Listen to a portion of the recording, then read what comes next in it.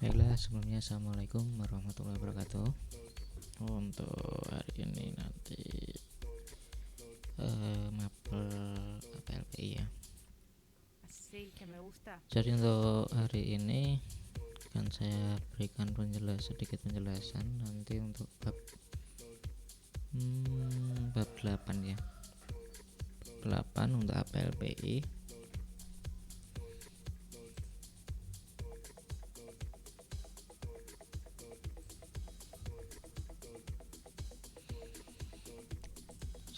Jadi nanti di bab 8 adalah membuat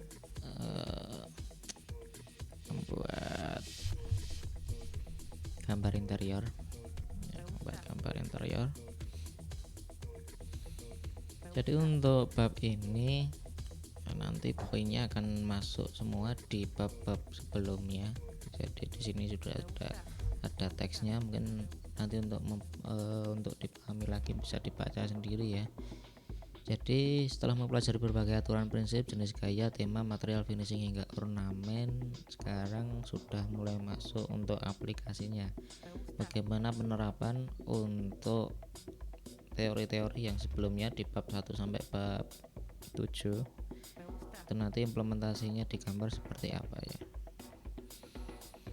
Di sini juga ada tulisan seperti yang telah kamu pelajari pada gambar teknik kelas 10. Jadi di gambar teknik kelas 10 itu ada kaitannya di sini juga. Untuk penggambaran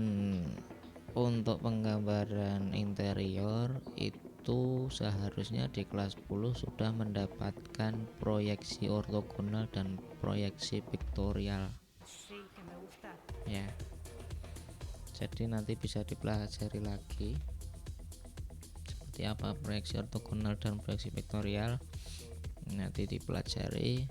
Ini contoh gambar perspektif ya, gambar perspektif. Ini ada beberapa penjelasan. Kemudian untuk poin A, menggambar sketsa desain interior. Jadi untuk sebelum melakukan praktek gambar desain interior itu harus dipelajari beberapa aturan ya, yaitu harus paham untuk yang pertama gambar perspektif. Ini harusnya di gambar teknik sudah dapat ya, sudah dapat. Jadi tinggal hanya bagaimana implementasinya, teori atau praktek gambar teknik yang sudah dipelajari di kelas 10. Ada satu titik hilang, 2 titik hilang, 3 titik hilang, itu ada gambar perspektif ya. Jadi untuk penjelasannya juga sudah ada di situ. Untuk yang kedua, langkah membuat gambar interior. Yang paling penting pertama adalah denah itu kuncinya. Jadi itu tidak bisa ditinggalkan. Itu masalah denah. Skalanya bisa pakai 150 atau 1/100. Untuk detail, mungkin detail khusus interior hanya satu ruang bisa pakai 150 biar lebih besar ya. Kemudian penggambaran sudut pandang ya, jadi di sini ada denahnya seperti apa, nanti tampaknya seperti apa sudut pandang S1, S2, S3, sudut pandang 1, 2, 3, sudut-sudut yang mau ditampilkan ya. Setelah denah selesai, membuat tampaknya ya, tampaknya dari berbagai sisi biar terlihat elevasi meja, aksesoris dinding dan sebagainya, plafon dan sebagainya. Di situ nanti akan terlihat di gambar tampak ya. Ini ada contoh sudut pandang 1, sudut pandang 2, sudut pandang 3 ya. Nah, di sini ada contoh untuk S1, S2, S3 itu yang difokuskan di bagian apa ya. Kemudian potongan tampak ya, potongan dan tampak. Jadi untuk potongan dan tampak mungkin seperti di kelas 10 juga sudah dipelajari apa fungsinya gambar potongan dan gambar tampak. Untuk tampak hanya mungkin menampilkan secara tampilan yang akan dicapai dari gambar desain itu. Kemudian potongan itu nanti lebih menonjolkan ke teknikalnya ya. lewat teknik ke kanan, nanti dalam potongan itu ukuran-ukuran dan sebagainya akan terlihat semua dari struktur ya, arsitektur dan strukturnya, rangka dan sebagainya akan terlihat semua. Kemudian ada sketsa prapot. Nah ini nanti sketsa prapotnya seperti apa yang mau dibuat, kursinya bentuknya seperti apa, mejanya seperti apa yang diinginkan ya. Di sini nanti terus warna, ukuran, bentuknya seperti apa. Lah ini nanti juga menggunakan acuan dari teori yang di atas bab-bab sebelumnya, yaitu ada beberapa tema, ada beberapa konsep dalam desain interior yang mau digunakan ya. Jadi desainnya mau apa, temanya mau yang digunakan mau apa dan sebagainya, maka nanti penentuan sketsa prapot akan jadi ada pertimbangan di situ. Kemudian simbol atau notifikasi. Nah ini juga tidak boleh lupa untuk simbol-simbol meja, lemari, kemudian kursi, sofa, kasur dan sebagainya. Ini semua tampak dari atas ya simbolnya, jadi tahu oh letaknya kursi di mana, letaknya meja di mana, lemari di mana, kasur, sofa dan sebagainya. Kemudian ada rendering. Jadi untuk rendering ini teknik penyelesaian gambar dengan karakter. Jadi kalau misal ditampaknya itu oh saya mau menggunakan tema untuk klasik, kemudian desain dindingnya bata expose. Jadi tidak menggunakan plesteran ya, tidak menggunakan plesteran, batanya terlihat. Itu juga perlu di sketch, di rendering istilahnya. Jadi akan terlihat di tampaknya oh dinding ini menggunakan bata expose, yang dinding bagian ini di plester full, yang bagian dinding ini ada jendelanya dengan gorden. Nah, kemudian untuk poin 3 di sini ada cara mempraktikkan gambar ya. Ini ada contohnya bagaimana menggambar dari denah, kemudian perspektifnya seperti apa bisa dilihat juga. Nah di sini kalau sudah lebih detail, ini sketch ya. Jadi untuk semuanya nanti menggambar menggunakan manual, belum menggunakan mesin ya.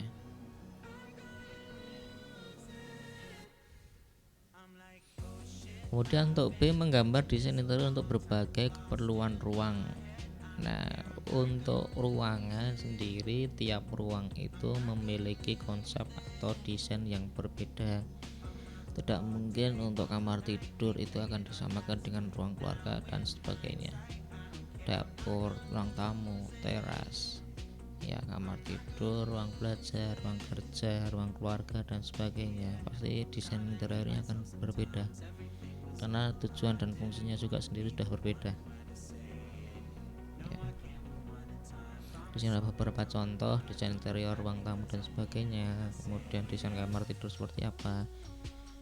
Untuk desain-desain ini masih berkaitan dengan bab yang atas, konsepnya mau seperti apa, tema desain interior yang dipakai seperti apa, kemudian nanti akan lari ke jenis-jenis pemilihan perabot, desain konsepnya dan sebagainya.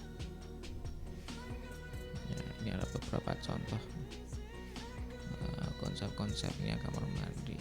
Jadi nanti silahkan bisa dipelajari lagi, dibaca, dipahami, karena masih untuk urusan gambar interior itu tidak sederhana, cukup rumit juga karena mendetailkan per ruang ya.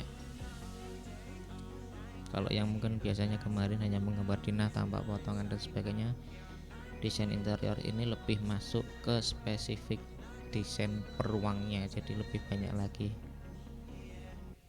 Lalu tujuannya apa mempelajari ini? Jadi untuk tingkat lanjut mungkin seperti di universitas itu untuk arsitektur itu masih dipecah ya, masih dipecah berbagai prodi atau berbagai jurusan. Ada yang arsitek murni gambar gedung, ada yang gambar bangunan, mungkin ada juga yang khusus spesialis untuk eksterior dan interior. Jadi ada dalam jurusan untuk dalam perkuliahan ya, mungkin yang berminat untuk spesifik ada di jurusan arsitektur, kemudian untuk lebih spesifik ke interior eksterior itu ada. Kemudian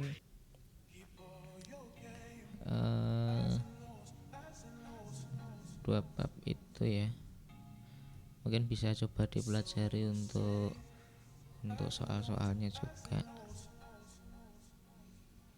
Mungkin materinya bab 8 hanya itu ya, bab 8 hanya itu. Jadi ini intinya itu dari atas sampai bawah itu masih berkaitan dengan bab sebelumnya dan masih berkaitan dengan mapel yang lainnya.